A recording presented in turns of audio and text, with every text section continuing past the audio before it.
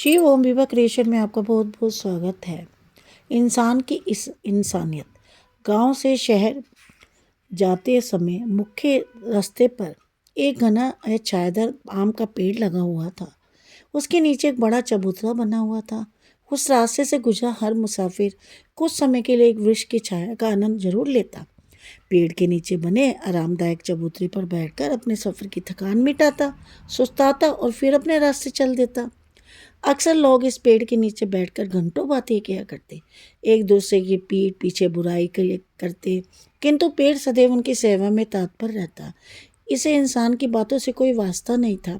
वह स्थिर खड़ा अपनी शाखाओं से निरंतर अतिथियों को हवा व पत्तों की छाया देने में कोई कसर नहीं छोड़ता था। वैसे तो पेड़ के लोगों की बातें सुनने का कोई शौक नहीं था, ऊपर से वह प्राइवेसी का भी कोई भी समर्थन था। एक दिन एक तोता काफ़ी समय से उस पेड़ पर बैठा ये सब दृश्य देख रहा था। किस प्रकार से आम का पेड़ मुसाफिर की सेवा में समर्पित था।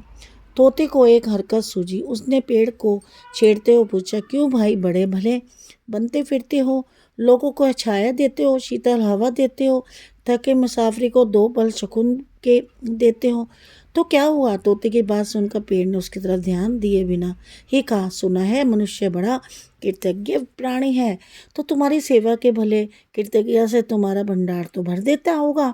तोते ने खुजाते हुए कहा, तुम कहना क्या चाहते हो मिट्टू। पेड़ को तोते की इस तरह मजाक उड़ाना पसंद नहीं आया। उसने बेतबाक से बोले, तोते को मिट्टू कहकर अपना कलेजा शांत किया। लगता है लोगों को शीलता देते देते तुम बड़े चिड़चिड़े हो गए हो। या मैं तो मजाक कर रहा था। तोते को इस प्रकार से पेड़ द्वारा चिढ़ाना अजीब लगा। उसने सोचा, चलो छोड़ो, कहीं ज़्यादा चिढ़ जाएगा तो अपनी डाल हिलाकर मुझे भी भगा देगा। पेड़ ने स्वयं को संभाला। अक्सर आसपास के पेड़ों की बरादरी में इस पेड़ की बड़ी इज्जत थी। सभी पक्षी उसके धैर्य की प्रशंसा करते थे, यहाँ तक कि सभी वृक्षों ने उसे अपना नेता भी बना लिया था। ऐसी बात नहीं है कि प्यारे पेड़ ने शांत होकर लंबी सांस लेते होगा। लोग यहाँ आकर अपनी सारी मुसीबतें भूल जाते हैं, शांति से बैठकर कुछ पल बिताते हैं, खुश हो जाते हैं। मेरे लिए यही प्राप्त है। पेड़ ने कहा कि इतने में गांव के दो बुजुर्ग उनके नीचे चबूतरों पे आकर बैठ गए। पेड़ और तोता दोनों ही चुप हो गए। पेड़ अपना पूरा ध्यान उन्हें अच्छी तरह छाया देने में लगाने लगा, अपनी डालों से उन तक शीतल हवा पहुँचाने लगा। पेड़ भूल गया था कि तोता अभी भी बैठा हुआ है। तोते ने सोचा, आखिर ये शिद्दत से मुसाफिरों की सेवा करता है, भला आज मैं भी रुक कर देखूं कि लोग क्या प्रतिक्रिया करते हैं। नीचे बैठे दोनों बुजुर्ग आपस में बातें करने लगे। आजकल मौसम का कोई ठिकाना नहीं है, कब सर्दी, कब वर्षा, कब गर्मी पड़ जाती है। एक बुजुर्ग ने अपनी जेब से पुरानी आधी जली हुई बीड़ी निकालते हुए कहा, हाँ, हमारे ज़माने में क्या दिन हुआ करते थे। जब सर्दी पड़ती थी तो सिर्फ सर्दी ही पड़ती थी। अब देखो ना, कल ही बारिश आई थी और आज कितनी तेज गर्मी पड़ रही है। दूसरे बुजुर्ग ने अपनी जेब से माचिस निकाल कर पहले की तरफ कर दी। पेड़ भी अब वैसी छाया कहाँ देते हैं। अब इसे ही देख लो, कितना मोटा हो गया है, परंतु ठीक से छाया तक नहीं दे रहा। पहले वाले बुजुर्ग ने बीड़ी से उलगाकर धुआं पेड़ की तरफ छोड़ते हुए कहा। दोनों की बातें सुनकर पेड़ ने अपने पत्ते जल्दी जल्दी हिलाने शुरू कर दिए। हाँ, दूसरा बुजुर्ग उस पेड़ की तरफ देखते हुए बोला, देखो तो कितना सही, कितना घना है, फिर भी ठीक से छाया नहीं दे रहा। ऐसे पेड़ तो धरती पर बोझ होते हैं, इनको तो काट कर लकड़ी जलाने के काम में लेना चाहिए। कितना मोटा पेड़ है। दूसरे ने पेड़ के तने की तरफ देखते हुए कहा। पेड़ ने जैसे ये बात सुनी उसके दिल की धड़कन बढ़ गई, किंतु उसने हवा करना जारी रखा। दोनों बुजुर्ग उस देर तक उस पेड़ की बुराई करते रहे। तोता उनकी बातें ध्यान से सुनता जा रहा था। फिर कुछ देर बाद दोनों वहाँ से उठे। उनमें से एक बुजुर्ग उस पेड़ की डाली की तरफ बढ़ा और जो काफ़ी डाली नीचे वो लटकी हुई थी। तोते को लगा वह शायद बुजुर्ग जाते जाते इस पेड़ को बहुत तो धन्यवाद दे सकता है, किंतु दूसरे पल उसने देखा तो उसकी आंखें फटी की फटी रह गईं। उस बुजुर्ग ने पेड़ की एक टहनी ये कहते हुए मोड़ कर तोड़ दी कि मेरी बकरियों को खिलाने के काम आएगी। कुछ ही देर में दोनों बुजुर्ग वहाँ से निकल पड़े। पेड़ उनकी बातें सुनकर थोड़ा उदास हो गया, किंतु अभी तक धैर्य बनाए रखा। उसे अभी भी यही नहीं पता था कि तोता चुपके से ये सब बातें सुन रहा है। अचानक एक पुरुष व महिला मुसाफिर जो देखने में पति पत्नी लग रहे थे उस पेड़ के नीचे आकर बैठे। महिला बोली, आपकी माँ को समझा देना मुझसे ताने में बातें नहीं करे। महिला की आवाज़ थोड़ी तेज थी। जब मैं ब्याह के आई हूँ तब से महारानी साहिबा के बड़े ठाठ हैं। बना बनाया खाना खा खा कर इस पेड़ की तरह मोटी हो जा रही है, ऊपर से ताने मारना नहीं छोड़ती। बोलते औरत की सांसें फूल गई थी। तुम शांत हो जाओ शांता की माँ, तुम क्यों इस पेड़ की तरह अकड़ू बन रही हो? घर परिवार में छोटी बड़ी बातें तो होती ही रहती हैं। आदमी ने पत्नी की बातों में रटा रटाया जवाब देते हुए पेड़ की तरफ उसे एक आम नीचे लटका हुआ दिखाई दिया।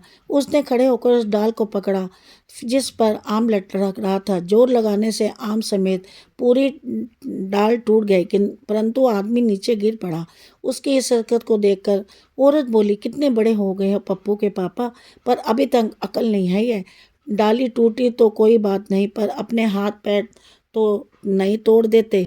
आदमी उठा, आम उठाते विजय मुस्कान में कहा, अरे पगल, तू पगली हो गई है। किसी जमाने में हमने पत्थर के इस निशाने से इस पेड़ के कई आम तोड़े थे, किंतु अब इस पेड़ में इस बात कहाँ रही। पेड़ नियंत्रण की बातें सुनकर अपने पत्तों से हवा करते जा रहा था। बगल में बैठा तोता ये सब दृश्य देखकर चुपचाप देख रहा था। उसने स्वयं को छुपाए रखा, क्योंकि अगर पेड़ को पता चल जाए कि पेड़ ये सब सुन रहा है तो पेड़ कब का तोते को उड़ा दे। काफ़ी देर पति पत्नी लड़ते रहे, फिर वहाँ उड़कर चल दिए। उनके जाते ही पीछे से कुछ लड़कों का झुंड उस पेड़ की तरफ आया। सभी ने आसपास से पत्थर उठाकर एक चुन चुन का पेड़ पर लगे आम के फलों का प्रहार करना शुरू कर दिया। एक पत्थर का किनारा तोते को छूकर निकला। तोते उड़ गए, किंतु आज उसने ठान रखी थी कि वह अंत तक डटा रहेगा। लड़कों के चले जाने के पश्चात एक चरवाहा अपने भेड़ को चराते हुए आया। कुछ देर तक पेड़ के नीचे बैठा। जब देखा कि उसकी सारी भेड़ें वहीं आसपास पेड़ की छाया में सुस्ता रही हैं तो चरवाहा भी वहाँ सो गया। पेड़ की शीतल छाया में उसकी झपकी लग गई। तोते ने सोचा कि यह जरूर पेड़ का धन्यवाद देगा। इसी प्रतिज्ञा में छुपकर बैठा रहा। जब चरवाहा की आंख खुली तो उसने स्वयं को ताजा महसूस किया। आसपास चरती अपनी भेड़ों को देखा, फिर आम के पेड़ की तरफ देखा। तोते ने सोचा बस अब शुक्रिया अदा करने ही वाला है। तभी अचानक चरवाहा उठ खड़ा हुआ। उसने बांस की लकड़ी हाथ में ली। उसके ऊपर छोर पर एक दरांती बंधी हुई थी। लकड़ी से पेड़ के नीचे वाली टहनी को काटने लगा। अब जोर जोर से आवाज़ देकर अपनी भेड़ों को पास बुलाने लगा। तोते से यह दृश्य देखा नहीं गया। उसने सोचा चलो जाते जाते ही सही चरवाहा पेड़ को धन्यवाद जरूर देगा। जब चरवाहा रवाना हुआ तो एक बार फिर पेड़ की तरफ देखा। अब तोता खुश था, क्योंकि उसे पूरा यकीन हो चला था कि इंसान धन्यवाद जरूर देगा। चरवाहा ने एक पत्थर उठाया और जोर से आम पर निशाना लगाया। आम नीचे गिर गया। उसने उठाया और मुंह लगाकर चखा तो वह अभी भी खट्टा था। चरवाहा ने गुस्से में आकर वही आम उसी पेड़ पर दे मारा और आगे चल पड़ा। तोते ने देखा पेड़ की आंखों में आंसू बह रहे थे, पर वह अभी भी चरवाहा को हवा कर रहा था। तोते से जब रहा नहीं गया तो वह भी रो पड़ा, इंसान की इंसानियत को देखकर।